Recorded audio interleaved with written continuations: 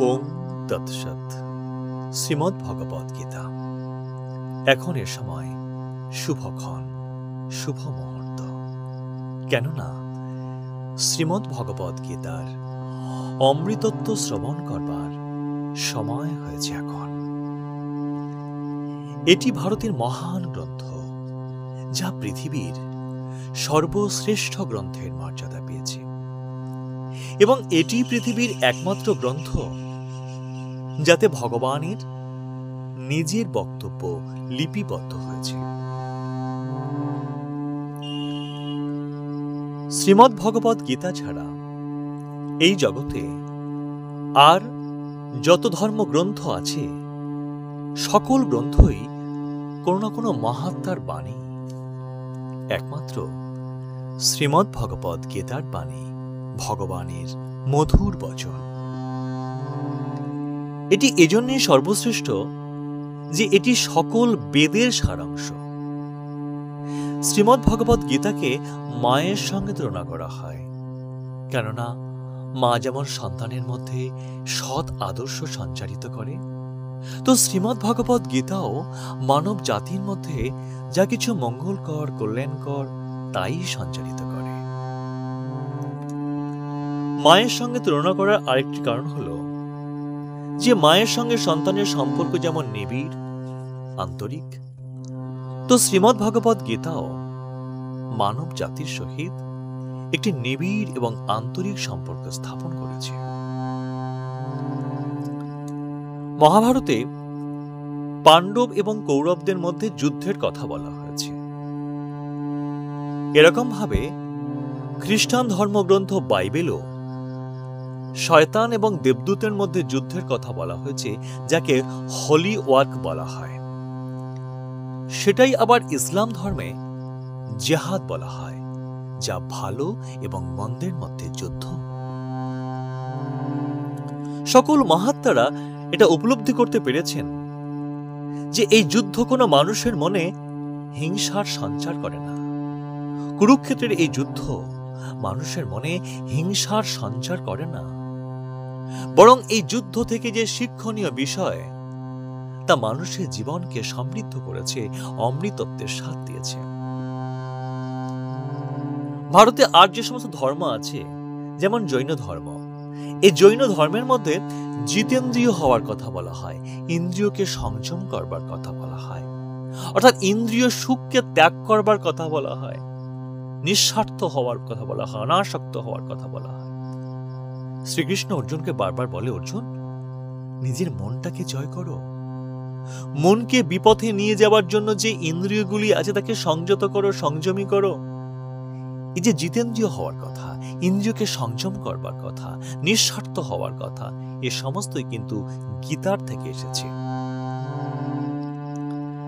এরকম ভাবে মহাত্মা গৌতম বুদ্ধ উপলব্ধি করেছিলেন যে যুদ্ধের এই হিংসাত্মক মনোভাব হিংসা বিতীর্ণা জন্ম দেয়, আর এজন্যই উনি গীতার থেকে কর্মযোগ বা নিষ্কাম কর্মের জ্ঞান নিয়েছিলেন, যে কর্মই ধর্ম।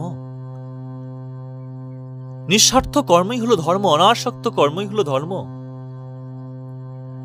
কর্মই ধর্ম, অর্থাৎ ভালো কাজ করা দরকার, নিঃস্বার্থ কাজ করা দরকার, কর্ম করা দরকার। আর এজন্যই বোধহয় উনি মূর্তি পুজোর বিরোধী ছিলেন। গুরু নানকও ঠিক এমনি করে গীতার থেকে জ্ঞান নিয়ে মনকে জয় করে জগৎ জয়ের কথা উপলব্ধি করেছিলেন, যা ভগবান শ্রীকৃষ্ণ শ্রীমদ্ ভগবদ গীতার ৬ষ্ঠ অধ্যায়ে ধ্যানযোগে তা বিবৃত করেছেন। অর্থাৎ সকল ধর্মের মধ্যে যে শিক্ষণীয় বিষয়গুলি আছে তা পরমাত্মা পরমেশ্বর শ্রীকৃষ্ণের মহাবাক্য থেকে কিন্তু প্রেরণা পেয়েছে, যা দিব্য আত্মা রূপে বিভিন্ন ধর্মের ধর্ম সম্প্রদায়ের ধর্মগুরুদেরকে প্রকাশ করেছে। আর সেই সকল ধর্মগুরুদের গীতা জ্ঞান আদর্শ সাধারণ লোকের কাছে আকর্ষিত হয়েছে, সাধারণ লোকের অ্যাটেনশন পেয়েছে। আর এ থেকেই বোঝা যায় যে গীতা মাতা। দেখুন, মায়ের সঙ্গে নিবিড় যোগ সন্তানের। সন্তান মায়ের কোনো না কোনো স্বভাবকে বা সংস্কারকে আত্মস্থ করে, তাই না? ঠিক তেমনি প্রত্যেক ধর্ম ঠিক তেমনি মায়ের মতো, যা থেকে মানুষ শিক্ষা নিয়ে সেই ধর্মের সেই সংস্কারকে বা স্বভাবকে নিজের জীবনে আত্মস্থ করে, বৈশিষ্ট্যকে আত্মস্থ করে, নিজের জীবনকে পরিচালিত করে এবং অন্য মানুষকেও কিন্তু পরিচালিত করতে সাহায্য করে। তো গীতার ভেতরে যে অমৃত আছে, সেই অমৃত পান করলে মানুষ অমরত্ব লাভ করতে পারে, অর্থাৎ পূর্ণ জ্ঞান, পূর্ণ পবিত্রতা, পূর্ণ সুখ, পূর্ণ আনন্দ, পূর্ণ শক্তি, পূর্ণ শান্তিকে লাভ করতে পারে, অর্থাৎ পূর্ণতা লাভ করতে পারে। যদি আমরা গীতা অনুযায়ী জীবনকে পরিচালিত করি, গীতার আদর্শ অনুযায়ী জীবনকে পরিচালিত করি, তাহলে আমরা জীবনে কিন্তু অমরত্ব লাভ করতে পারি। এই পৃথিবীতে যত মনীষী ছিলেন, তারা সকলেই কিন্তু মহান আত্মা বা মহাত্মা। তারা জীবনে অমৃত প্রাপ্ত করেছিলেন, কারণ তারা শ্রীমদ্ ভগবদ গীতাকে আত্মস্থ করেছিলেন। সেটা বিভিন্ন ক্ষেত্রে হতে পারে, যেমন সাহিত্য ক্ষেত্রে রবীন্দ্রনাথ হতে পারেন, সাহিত্য সম্রাট বঙ্কিমচন্দ্র চট্টোপাধ্যায় হতে পারেন, সমাজ সংস্কার আন্দোলনের ক্ষেত্রে রাজা রামমোহন রায়, বিদ্যাসাগর এরা হতে পারেন। তারপরে ভারতবর্ষের স্বাধীনতা আন্দোলনের ক্ষেত্রে মহাত্মা গান্ধী, ঋষি অরবিন্দ, আসাদা সূর্য সেন, বিনয় বাদল দীনেশ, এবং ধর্মের জগতে স্বামী বিবেকানন্দ, এরা সকলেই কিন্তু গীতা জ্ঞানকে আত্মস্থ করে জীবনে মহান হয়েছেন। তো যারাই গীতাকে আত্মস্থ করেছেন, গীতাই তাদের মহত্বের শিখরে পৌঁছে দিয়েছে।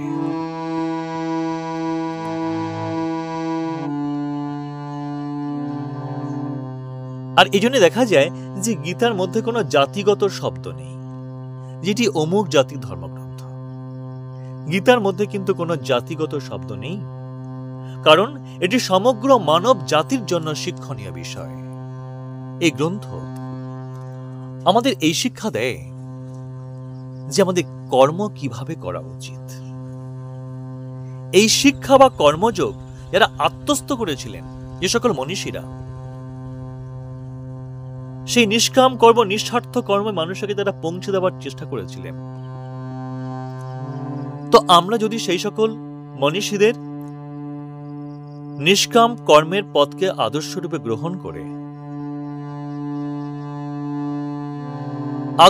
গ্রহণ করে যদি আমরা জীবনের পথে, কর্মের পথে অগ্রসর হই, তাহলে আমরাও কিন্তু জীবনের অনেক উচ্চ শিখরে পৌঁছে যেতে পারি।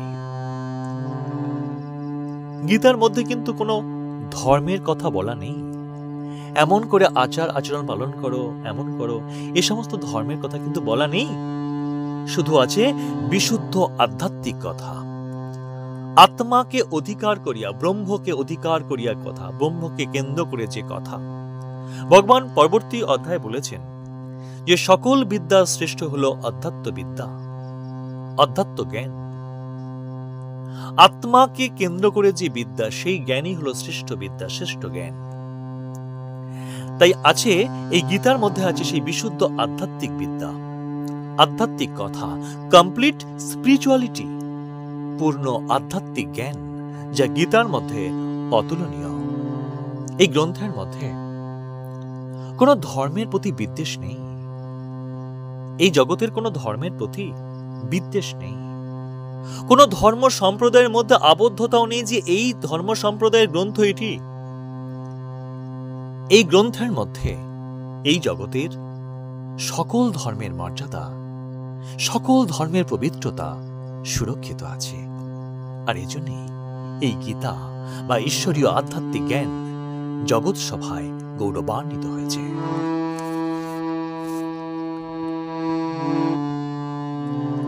ভগবান শ্রীকৃষ্ণ কি বলেছেন গীতাতে?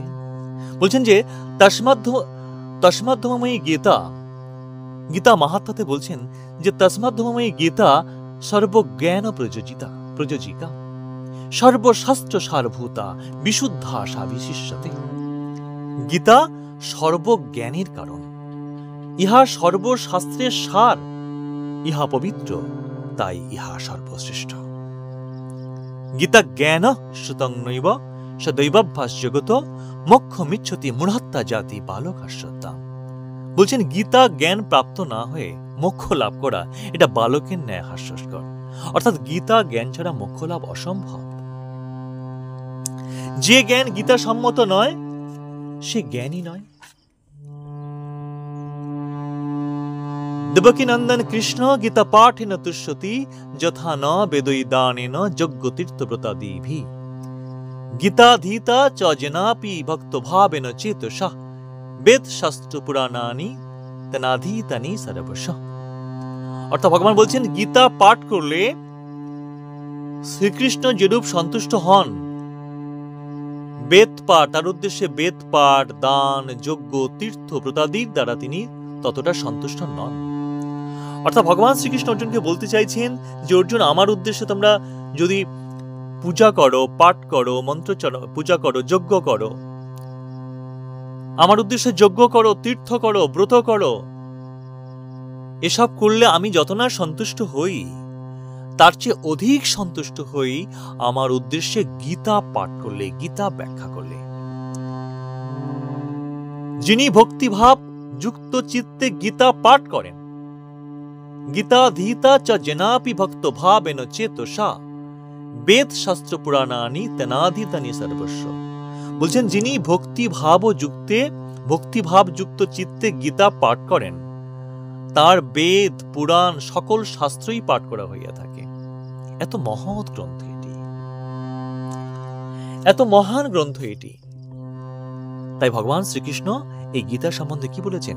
গীতা মে হৃদয়ং পার্থ গীতা মে সারমত্তমন গীতা মে জ্ঞান মৃত্যুগ্রং গীতা মে জ্ঞানমভয়ম গীতা মে চুত্তমং স্থানং গীতা মে পরমং পদম গীতা মে পরমং গুজ্জং গীতা মে পরম গুরু গীতাশ্রয়হং গীতা তিষ্ঠমি গীতা মে পরমং গৃহম গীতা জ্ঞানং সমাশ্রিত্য ত্রিলোকিং পালয়মহম গীতা মে পরমা বিদ্যা ব্রহ্মরূপা ন সংশয়।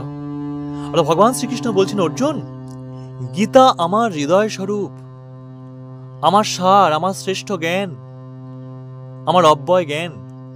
গীতা আমার উত্তম স্থান, আমার পরম পদ, পরম গুচ্ছ, আমার পরম গুরু। অর্থাৎ গীতার আশ্রয়ে আমি থাকি, গীতাই আমার গৃহ, এবং এই গীতা জ্ঞানের দ্বারা আমি সমগ্র জগৎ পরিচালনা করি। সমগ্র জগৎ, গীতা আমার গুরু। সুতরাং আর গীতা আমার পরম ব্রহ্মরূপিণী শ্রেষ্ঠ বিদ্যা, এতে কোনো সন্দেহ নেই। ভগবান শ্রীকৃষ্ণ অর্জুনকে এটা জানিয়েছেন। সুতরাং গীতা জ্ঞান ছাড়া যখন মোক্ষ লাভ অসম্ভব, গীতাই যখন ভগবানের শ্রেষ্ঠ জ্ঞান, আর গীতা জ্ঞানের দ্বারা যখন জগৎ পরিচালনা করেন, আর এই জ্ঞান যেখানে পাঠ হয়, এই শাস্ত্র যেখানে পাঠ হয়, ভগবান নিজে বলছেন যে তিনি যজ্ঞ অপেক্ষা সন্তুষ্ট হন। তার উদ্দেশ্যে পুজো করলে, যজ্ঞ করলে তিনি যত না সন্তুষ্ট হন তার চেয়ে গীতা পাঠ করলে তিনি সন্তুষ্ট হন। আর যে গৃহে গীতা পাঠ হয়, গীতা মাহাত্ম্যতে ভগবান কি বলছেন? যে গৃহে গীতা পাঠ হয় সেখানে দুঃখ, ব্যাধি, জরা সেখানে প্রবেশ করতে পারে না। মানুষের জীবনে দুঃখ থাকবে, কিন্তু সমস্ত দুঃখ থেকে পরিত্রাণ পাওয়ার রাস্তা তিনি খুঁজে পাবেন, শক্তি বা সাহস অর্জন করবেন। যদি কোনো শ্রাদ্ধ বাড়িতে গীতা পাঠ হয়, তাহলে সেই বিদেহী আত্মা যার উদ্দেশ্যে শ্রাদ্ধ হয় বা পাঠ হয়, সেই বিদেহী আত্মার মুক্তি হয়, সকল কষ্ট থেকে মুক্তি লাভ করে। সুতরাং গীতা এত মহৎ, এই জন্যই তো সর্বশ্রেষ্ঠ, এই জন্যই তো ভগবানের গুরু। গীতা জ্ঞান অর্জন করলে আপনাকে আর কোনো জ্ঞান অর্জন করার প্রয়োজন পড়বে না, ভগবান স্পষ্টতই বলছেন। তৎসত্ত্বেও আমরা গীতা জ্ঞানকে শ্রবণ না করে, গীতার সম্বন্ধে অবগত না হয়ে আমরা ধর্মাচরণ করি এবং অজ্ঞানতা দ্বারা আমরা কর্ম করি, এবং এই কর্মফলের জন্য আমাদের বারবার জন্মগ্রহণ করতে হয়। কোন কর্ম শুদ্ধ বা কোন কর্ম অশুদ্ধ, এটা একমাত্র গীতাই বলতে পারে, অন্য কোনো গ্রন্থ নয়। সুতরাং শুদ্ধ কর্ম যদি আমরা করতে চাই, যে কর্মের মধ্য দিয়ে আমরা আমাদের সকল শোক সমস্যা থেকে উদ্ধার হতে পারি, মুক্তি লাভ করতে পারি। সেই শুদ্ধ কর্মের কথা, সেই ব্রহ্ম জ্ঞানের কথা, ব্রহ্মময় কর্মের কথা ভগবান শ্রীকৃষ্ণ শ্রীমদ্ ভগবত গীতাতেই বলেছেন। আমাদের যথার্থভাবে তা অনুধাবন করা দরকার। আর যদি না করি তাহলে আমাদের জীবনের এই মূল তাৎপর্য আমরা বঞ্চিত হব। আমরা ধর্ম জগতে আমরা কিছুই জানতে পারবো না, আমাদের কিচ্ছুটি হতে পারে না যদি আমাদের গীতা জ্ঞান সম্বন্ধে আমাদের ধারণা না থাকে, গীতা সম্বন্ধে আমাদের কোনো জ্ঞান না থাকে। তাই গীতার চর্চা করা আমাদের একান্ত কর্তব্য। গীতার আশ্রয় থেকেই আমাদের সকল ধর্মাচরণ করা এটি যুক্তিযুক্ত। সকলে ভালো থাকবেন, সকলের মঙ্গল প্রার্থনা করি। হরে কৃষ্ণ, হরে কৃষ্ণ।